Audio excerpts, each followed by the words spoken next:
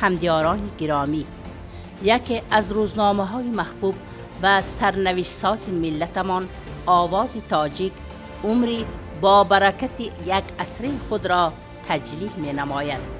در این دوره تاریخی روزنامه برای بیداری فکر جامعه، روند گسترش و ساخت نوی جمعیتی، اصلاحات ساختار نو، آشکار کردن واقعیت زمان و تحکیم دوستی خلقای ازبکستان سهمی با سزا گذاشت.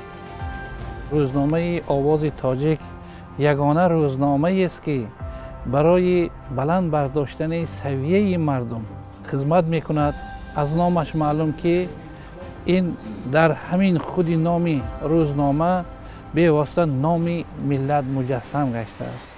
این از آن دلالت می‌دهد که مردم ما با نام ملت خود یک روزنامه تأسیس کرده است که این به واسطه من برای باز هم برزیاد گردیدن آرزوهای نیک و با یک ناامیدی به حیات قدم نهادن همین خیلی یک راهنمایی میکند. البته روزنامه فراگیری ژانرهای پوبلیسیستی خیلی وسعت یافته است. اگر با یک خوش ذهنی به همین روزنامه نگاه کنیم، پیش از همه دقت روزنامه خان را با سرلوحه های خرد و پرمضمون جلب میکند. از سرلوحه ها معلوم می شود که در این صحیفه روزنامه البته واقع حادثه های اجتماعی، اقتصادی، سیاسی به واسطه آن واقعه هایی که در حیات امروزه و به واسطه که در آینده صادر می شود، من همین با یک فراگیری سرلوحه در صحیفه های روزنامه عکس یافته است. روزنامه آواز تاجیک طول فعالیت 100 ساله نه تنها برای ملت تاجیک و ترغیب و تشویق فرهنگ و تاریخ آن، بلکه برای گسترش دوستی و برادری مردمان آسیای مرکزی به خصوص تاجیکان و ازبکان سهمی به اندازه دارد. جماعه آواز تاجیک هر سال 25 آگوست را چون سنه تاریخی جشن میگیرد.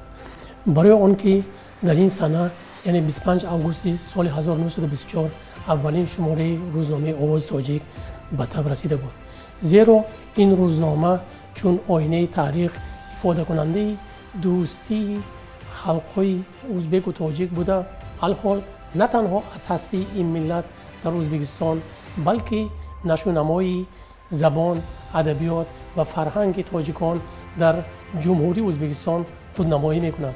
در شماره اولین روزنامه استاد صدرالدین عینی و مشتریان قومی که روزنامه ندارد و زبان ندارد گویان مهم بودن روزنامه را چنین ارزیابی کرده است.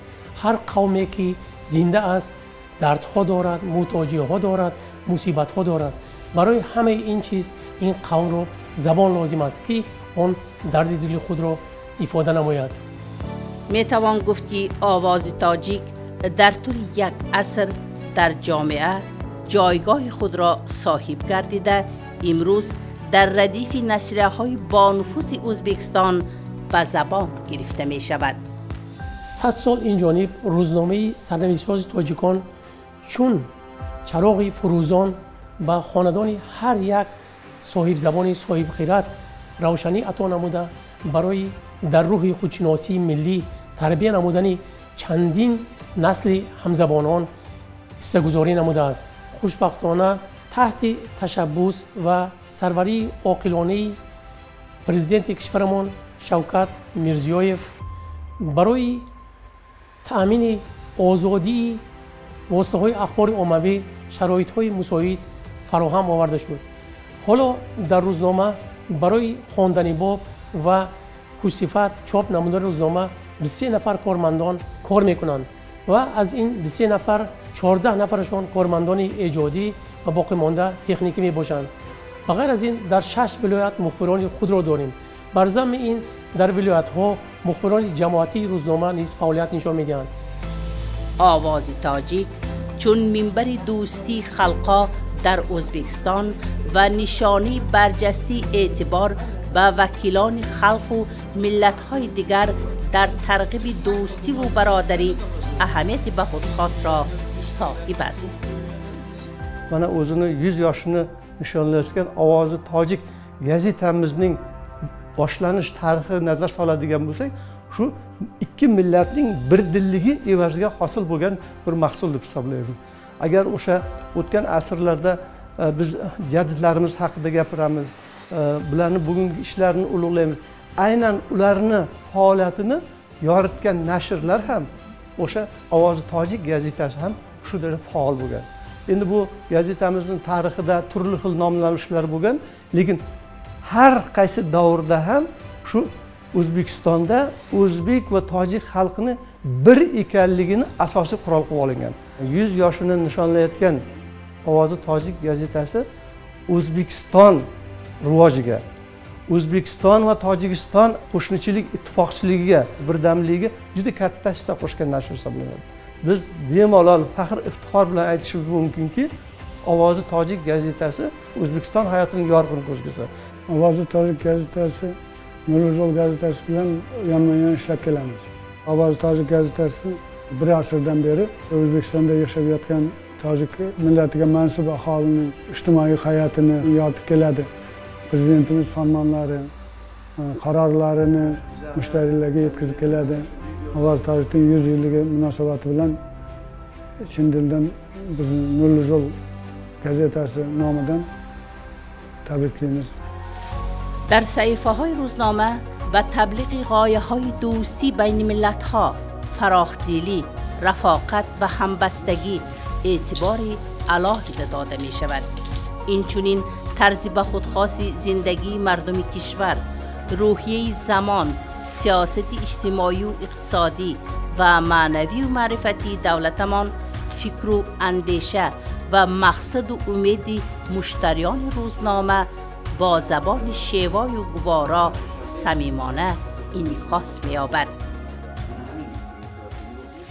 در این مدت 100 سال ما دیدیم که آواز تاجیک چقدر بسیار یک راهی هم پرمشقت هم پر از شان و شرف طی کرده است و از این به مناسبت 100 سالگی اون مقاله‌ای که ما چاپ کردیم از اونها هم خوانندگان بهره بردند و با این بهانه با این وسیله ما خودمان با خبر شدیم که این چی راهی طولانی و راه‌های پر از شیب و فراز بوده است. برای همین هم این 100 سالگی باعث گردید که با بسیار چیزها نظر نو انداخته شد، بسیار چیزها برای ما نو کشف شد و برای همین هم این 100 سالگی نه فقط برای افتخار کردن، نه فقط برای اینکه ما 100 ساله شدیم و همچنین روزنامه تا هنوز وجود دارد، بلکه باز برای احیا نمودن تاریخش، دوباره زنده نمودن اساسگذاران آن نیز باعث گردید. و من فکر میکنم که باز کشف نمودن صحیفه‌های تا هنوز نامعلوم آواز تاجیک ما این کار رو ادامه میدیم و فکر میکنم که باز به این مناسبت که ما نقشه چاپ کردن کتاب رو داریم و در کتاب همچنین این مقاله ها جایگیر کرده میشد و خوانندگان اونهایی که از آواز تاجیک بهره برده نتوانستند در این باره میتوانند بعداً در کتاب به همین صحیفه‌های گذشته، صحیفه‌های تاریخی که تا هنوز نامعلوم بود دوباره نظر اندازند و برای خواننده این برای اونهایی که مطبوعات رو از نگاه تاریخی می‌آموزند و به تاریخ مطبوعات مشغولند برای اونها نیز گپ‌های زیاد و گپ‌های گفتنی در اونجا ما داریم. برای همین هم بسیار یک صحنه بزرگ به مناسبت 100 سالگی آواز تاجیک که همه ما اینجا برای همین از اولی سال ما به این کار شروع کردیم و از اولی سال به مناسبت 100 سالگی مقاله ها داده می‌رویم و تا هنوز می‌تیم. برای همین این کار رو ما در آینده نیز ادامه می‌دهیم و ما فهمیدیم که حال بسیار گپ‌های ناگفتنی هست و این تاریخ رو دوباره ما باید زنده کنیم و برای آنکه خوانندگان آواز تاجیک من بعد نیز از این باخبر شوند این کار رو باید ادامه دهیم. ترغیب و تشویق، همزیستی آسایشته، حفظ دوستی و رفاقت قدیمی، همسایگی نیک، فرهنگ، عرف و عادت از هدفهای اساسی این روزنامه محسوب می شد که امروز با سطح صفت نو، روحیت تازه و جوابگو و طلبات زمان ادامه دارد. من اصلا با روزنامه آواز تاجیک از سالهای گویم نورسی، بعد کودکی، بعد من جوانی مشتری بودم و مخصوصا سالهای دانشجویی در دانشگاه ملی تاجیکستان که در بخش ژورنالیستیک تحصیل میکردم، این همه جریان باز هم به یک قالب درست درآمد و من از شهر دوشنبه بعضی خبر و مقاله های خرد به عنوان این روزنامه نوشته می استادم. دایم آرزو می کردم که یکی از کارمندان این روزنامه باشم، چون که در این روزنامه اون شخصیت های بزرگ کار می کردن که گویا ما در سایه آنها می گشتیم. آنها نفرانی بودند که برای رشد و تکامل ژورنالیستیک گویم ژورنالیستیک تاجیک مخصوصا خیلی نقش مؤثر بازیدند. من درباره اونا البته همکاران من هم خیلی زیاد گفتن و درباره اونا هر چقدر زیاد گویم این کم است. یکی از استادانی که بی‌واسطه به من دستی کمک دراز کردن و گویم قلم من را راست کردن استاد شادروان محسن عمرزاده بودند. من این روزنامه آواز تاجیک که آواز همه تاجیکان جمهوری ماست 100 ساله شد. این 100 سالگی اولا برای تمام مشتریان واقع بین و مشتریان حقانی این روزنامه مبارک باشد. بگذار این روزنامه باز هم 100 ساله های دیگر همیشه وجود داشته باشد و به حیث یک منبر تاجیکان جمهوری ما خدمت های شایسته خود دوام دهد. من با این روزنامه عمری دراز می طلبم. جشن 100مین سالگرد روزنامه آواز تاجیک مبارک و فرخنده بادا. آواز تاجیک باز از آن جهت نیز اهمیتناک است که اطلاعات آزادی فرهنگی و معرفتی اهل تاجیک تبار کشور را تأمین می سازد. سالهای آخر ژورنالیستان فدایی این روزنامه که وظیفه پول دوستی ازلی و ابدی خلقای ازبکستان و تاجیکستان را اجرا می نماید، به سبب با مکافات‌های دولتی سرفراز نگردیده اند. در عرفه 100 سالگی روزنامه باز من به مکافات دولتی اردن دوستلیک سزاوار گشتم که این هم باعث افتخار، باعث فخر همه جماعه ماست. من باز در آزمون‌هایی که در جمهوری تاجیکستان برپا می‌گردد هر دایم حرکت می‌کنم، اشتراک نمایم. درباره دوستی هم دلی هم فکری ما همیشه پاینده بود اشتراک می‌کنم و با تشبث رهبری دولتی جمهوری تاجیکستان آزمون دعای مادر برگزار گردید، در آن نیز اشتراک نمودم و یکی از جایهای افتخاری را به دست آوردم. همه این البته از تنجی و آسودگی، از صلح و صلاح کشورمان گواهی می دهد. روزنامه آواز تاجیک در ابتدای قرن 20 و بعداً تا امروز برای مردم ما همچون منبر بلند بیان فکر و اندیشه، وسیله بیداری ملی و خودشناسی، ثابت کننده موجودیت ملت تاجیک، یکی از تشکل دهندگان زبان ادبی، ترغیبگر اثر ادیبان، دوستی خلقا و رابطه های ادبی خدمت بزرگی را انجام می دهد. روزنامه همچون روزنامه شهرتمند برای رشد و نمو اسلوب پوبلیسیستی، این چنین زبان ادبی حاضره تاجیک، حوزه های ادبی که در این ازبکستان فعالیت دارند برای رشد همانها بی‌واسطه خدمت کرده است. روزنامه یک آینه ملت ماست، یک رکنگذار فرهنگ ما به شمار می‌رود. هستی آواز تاجیک هستی تاجیکان را دلالت می‌دهد. یعنی با نام همین تاجیک، یعنی آواز آن هم نام ملت که در آن مجسم آمده است، این من باور دارم که چندین سالها باز هم همین خیلی فعالیت خودش را دوام داده میتواند و هر چقدر که خوانید همان قدر از روزنامه برای خود یک معلومات های مفید و یک مواد های باز هم جالب را به خود قبول کرده میتوانید.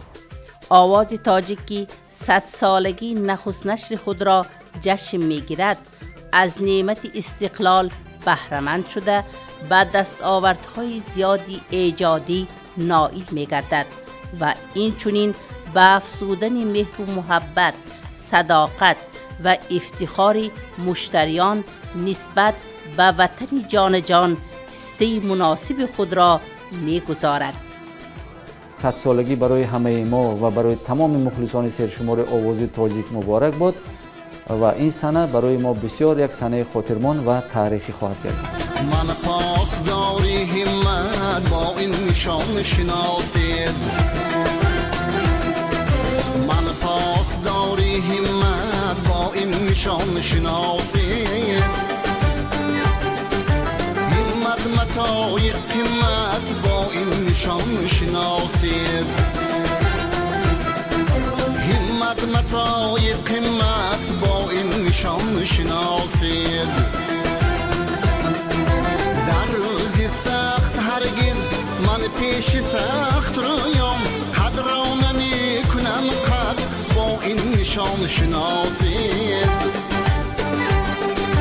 قدر را نمی کنم قد با این نشان شناسید.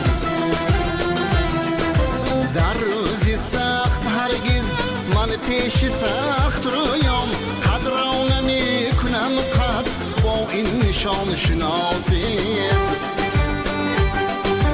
قدر را نمی کنم قد با این نشان شناسید.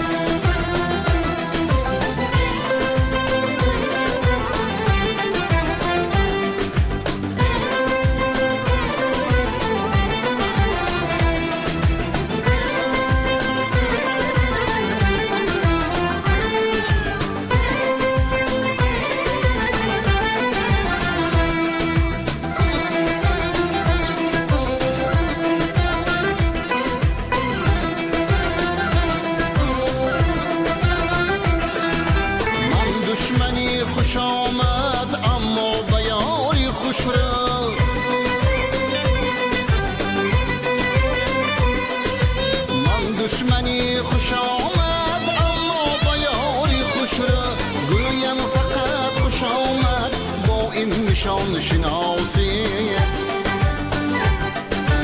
گویم فقط خوش آمد با این نشان شناسید. من پاسداری همت با این نشان شناسید، همت متای قیمت با این نشان شناسید.